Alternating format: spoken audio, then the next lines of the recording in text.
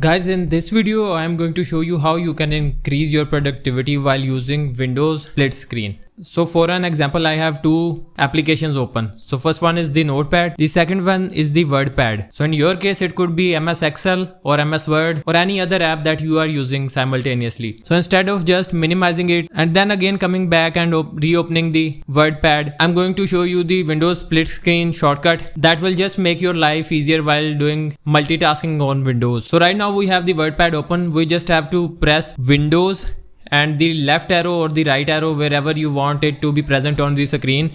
I'll just press the left arrow and here it goes towards the left. And then I'll just click on the Notepad and I'll again click on Windows and the right button. It will take it to the right side. So over here I have all the other things that I have open right now, but I'll just open the WordPad. And now while you are working, you can just copy and paste things from one side and then go over and paste to the other side, and also do from the right side towards the left. So this will drastically increase your speed while multitasking on Windows. If you found this video to be informative, just drop a like and also check out the other informative videos on the channel.